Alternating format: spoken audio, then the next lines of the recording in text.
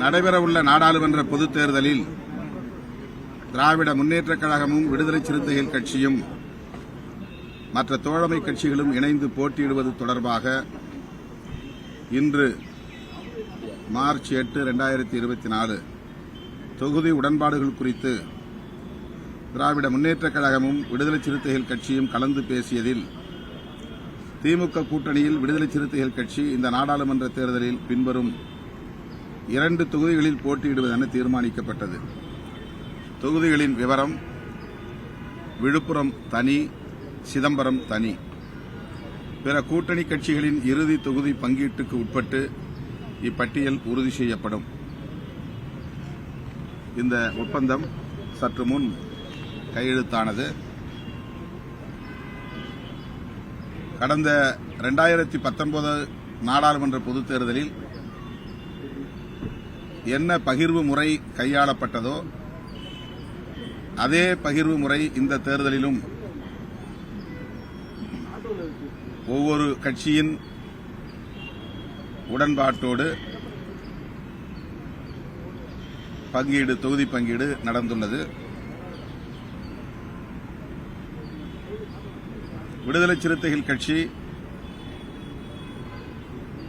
3 தனித்தொகுதிகள், ஒரு பொது தொகுதி வேண்டும் என்று நாங்கள் முதல் கட்ட பேச்சுவார்த்தையிலே கோரிக்கை விடுத்திருந்தோம்.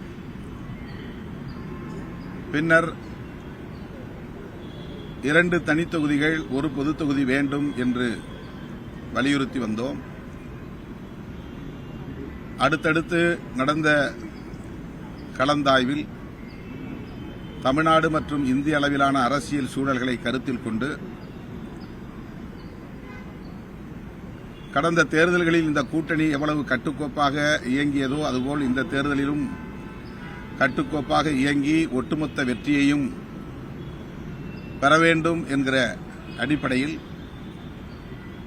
விரிவான கலந்தாய்வுக்கு பிறகு விடுதலை சிறுத்தைகள் கட்சி கடந்த தேர்தலின் போது கையாளப்பட்ட அதே பகிர்வு முறைக்கு உடன்பாடு தெரிவித்து அதன் அடிப்படையில் இந்த ஒப்பந்தம் இப்போது கையெழுத்தாகியுள்ளது. 2 தனித்தொகுதிகளில் விடுதலை சிறுத்தைகள் போட்டியிடுகிறோம். தனி சின்னத்தில், பானை சின்னத்தில் போட்டியிடுவது என்பதை ஏற்கனவே நாங்கள் உறுதி செய்திருக்கிறோம். தேர்தல் ஆணையத்தில் விடுதலை சிறுத்தைகள் கட்சியின் சார்பிலே பொது சின்னம் எங்களுக்கென ஒதுக்க வேண்டும் என்று கோரிக்கை விடுத்து 15 நாட்களுக்கு முன்னதாகவே தேர்தல் ஆணையத்தில் மனு கொடுத்திருக்கிறோம். தமிழ்நாடு மட்டுமல்ல, தெலுங்கானாவில் 10 தொகுதிகளில் நாங்கள் போட்டியிடுகிறோம். ஆந்திரா காங்கிரஸ் கட்சியோடு கூட்டணி பேச்சுவார்த்தை நடத்தி கொண்டிருக்கிறோம். கர்நாடகாவில் 3 தொகுதிகளிலும், கேரளாவில் 3 தொகுதிகளிலும் போட்டியிடுகிறோம்.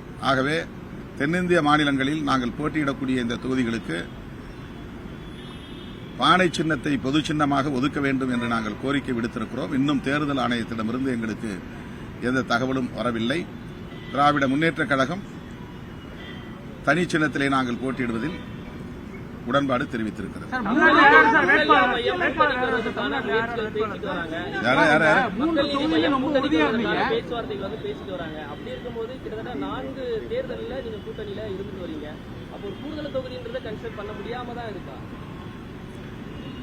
மனம் திறந்து விரிவான விவாதங்களை நாங்கள் நடத்தி முடித்து எல்லா சூழல்களையும் கருத்தில் கொண்டுதான் இதற்கு உடன்பட்டிருக்கிறோம். 3 தொகுதியில் உறுதியா இருந்தீங்க. 3 தொகுதியில் உறுதியா இருந்தீங்க. 2 தொகுதி சம்பந்தமான காரணம் என்னது? அதான் விளக்கம் சொல்லிட்டேனே. எல்லா கூறுகளையும், அனைத்து கூறுகளையும் நாங்கள் அலசி ஆராய்ந்தோம். விரிவாக மனம் திறந்து பேசினோம். எங்கள் கோரிக்கையை நாங்கள் வலியுறுத்தினோம். திராவிட முன்னேற்றக் கழகம் எங்களுக்கு தொகுதியை கொடுத்தது நாங்கள் வாங்கிக் கொண்டோம் என்பதை விட நாங்கள் அனைவரும் ஒன்று சேர்ந்து பகிர்ந்து கொண்டோம் என்பதுதான் யதார்த்தமான உண்மை.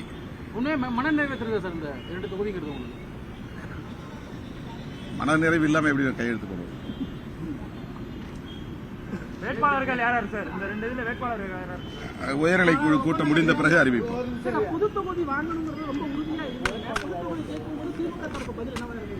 நீங்க திமுக தலைவரிடமே கேட்டுக்கொள்ளணும். அடுத்த நாடாளுமன்ற தேர்தலாக பொது தொகுதி அது அடுத்த நாடாளுமன்ற தொகுதியில பார்ப்போம். இன்னும் 5 வருஷம் இருக்கு. நீங்க 5 வருஷத்துக்கு முன்னாடி கேள்வி கேட்கறீங்க.